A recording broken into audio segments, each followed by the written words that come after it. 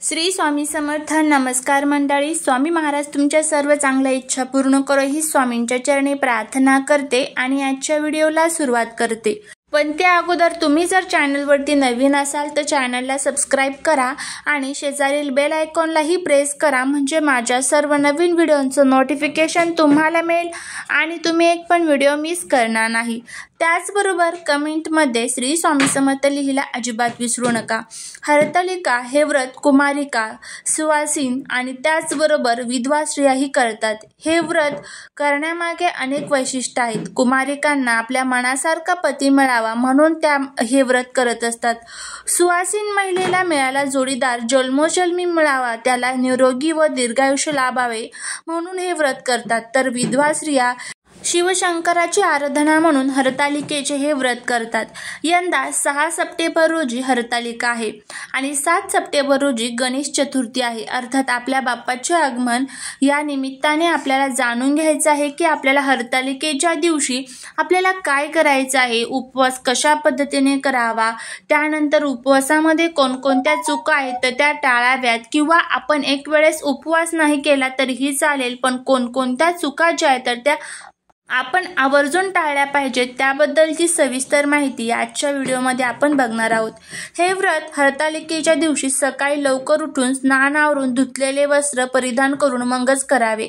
हे व्रत करणाऱ्या स्त्रियांनी प्रथम आपण हे व्रत करत आहोत असा संकल्प करून मग पूजा करावी. पूजेचे स्थान स्वच्छ आणि सुशोभित करावे. शक्य असल्यास सत्यनारायणाच्या पूजेच्या वेळी बांधतो तसे केळीचे खांब बांधून चौरंग फुलांनी सजवावा. स्वतः प्रत्येक स्त्रीने रेशमी वस्त्र किंवा विविध अलंकार घालून मग पूजेला प्रारंभ करावा. त्या चौरंगावरती कलश ठेवून पूर्ण पात्रात अथवा चौरंगावर कोरे रंगीत वस्त्र घालून त्यावरती तांदूळ पसरून पार्वती मातेची वाळूची अथवा शाडूची मूर्ती शिवलिंगासह स्थापित करावी. संकल्प करून गणेश पूजन, शिव पार्वती मातेचं ध्यान करून त्यांची षोडोपचार पूजा करावी. उपलब्ध फुले, फळे आणि पाणी अर्पण करावीत. त्यानंतर सर्व मंगले मांगल्ये शिवे सर्वार्थ साधिके शरण्ये त्र्यंबके गौरी नारायणी नमस्तुते ह्या मंत्राचा जप करायचा असते आणि त्यानंतर मग शिव पार्वतीची मनापासून आपल्याला आराधना करून आपल्या घरातील प्रत्येकाला सुखी, सौभाग्य आणि आयुआरोग्य जीवन मिळावं यासाठी आपल्याला भगवान शिवशंकरांकडे आराधना करायची असते. त्याचबरोबर स्त्रियांनी या दिवशी एकमेकींना हळदी कुंकू किंवा काही वस्तू जर वाण देता आल्या तर त्या आवर्जून द्याव्या. या दिवशी अग्नीशी संपर्क झालेला कुठलाही पदार्थ व्रतकर्त्या स्त्रीने खाऊ नये असे विशेष नियम आहेत. त्यामुळे केवळ फलाहार घ्यावा. रात्री जागरण करावे, देवीची धूपारती करावी, कथा ऐकावी. दुसऱ्या दिवशी देवीची पंचोपचार पूजा करून तिला खिचडीचा नैवेद्य दाखवावा. अक्षदा वाहून तिचे विसर्जन करावे. या पूजाविधीत थोडाफार फरक काही ठिकाणी आढळतो. काही ठिकाणी पार्वती बरोबर तिच्या सखींचेही पूजन केले जाते. हिमालय कन्या पार्वती हिने तिला आवडलेल्या शिवशंकराचा आपला विवाह व्हावा म्हणून अतिशय निग्रहाने हे व्रत केले होते. या व्रताच्या प्रभावाने तिचा हा प्रीतिविवाह निर्विघ्नपणे पार पडला. हरिता म्हणजे जिला नेले ती आणि लिका म्हणजे सखी. सखीने पार्वतीला हे व्रत सांगितले म्हणून सखी पार्वतीसह हरतालिकेची पूजा इच्छित वरप्राप्तीसाठी केली जाते. जसा पार्वतीला मनासारखा पती शंकर मिळाला तसा मला मनासारखा पती मिळो अशी ह्या व्रतामागची कथा आहे आणि त्याचबरोबर माझ्या पतीला उदंड आयुष्य मिळावं यासाठी हे व्रत केलं जातं. आता या हरतालिकेच्या व्रतामध्ये आपल्याला कोणकोणत्या नियमांचं पालन करायचं आहे त्याबद्दलची आता आपण माहिती घेणार आहोत. सर्वात प्रथम या दिवशी प्रत्येक सुवासिन महिलेने उपवास करावा. उपवासामध्ये आता आपण बघा खिचडी वगैरे उपवासाला खात असतो, पण हरतालिकेचा जो उपवास असतो तर त्याला खिचडी ही अजिबात चालत नाही. तुम्ही फळं वगैरे खाऊ शकता. आता काही भागांमध्ये निर्जल हे व्रत केलं जातं, म्हणजे पाणीसुद्धा काही भागांमध्ये पिलं जात नाही. तर तुम्ही चहा, कॉफी, फळं वगैरे खाऊ शकता. आता या उपवासामध्ये तुम्हाला मिठाचे पदार्थ पूर्णपणे वर्ज्य असतात.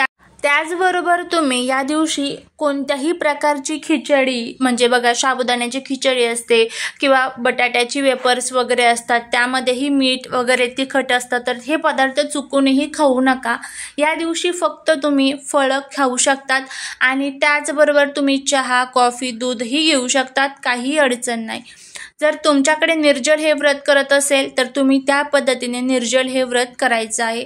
त्याच्यानंतर पुढचं म्हणजे आपण भगवान शिवशंकरांची जी वाळूचं शिवलिंग तयार करत असतो, तर ती वाळू अगोदर व्यवस्थितपणे स्वच्छ धुवून घ्यायची आहेत, व्यवस्थित सुकवून घ्यायची आहे आणि त्याच्यानंतर तुम्हाला ते शिवलिंग त्याचं तयार करायचं आहे।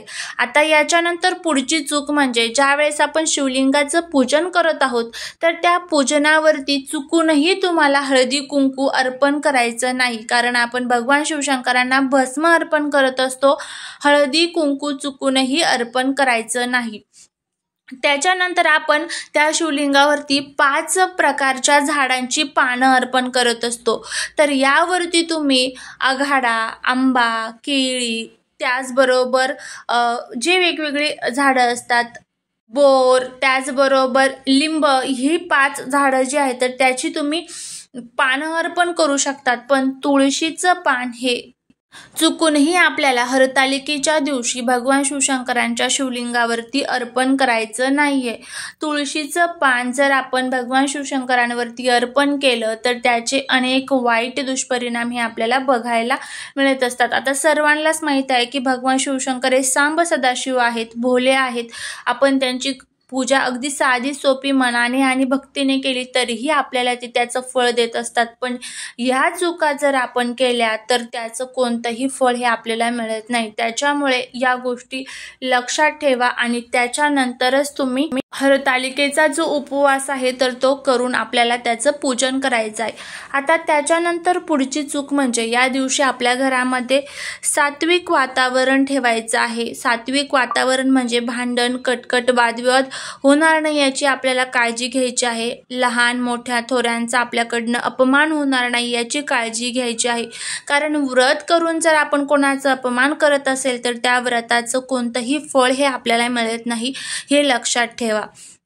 आता त्याच्यानंतर पुढचं महत्त्वाचं म्हणजे या दिवशी आपल्या घरामध्ये एखादी सुवासीन आली, भलेही ती आपली कितीही मोठी शत्रू असू द्या, पण ती सुवासीन आहे तर त्यामुळे तिचं ओटी भरण हे आवर्जून करायचं आहे।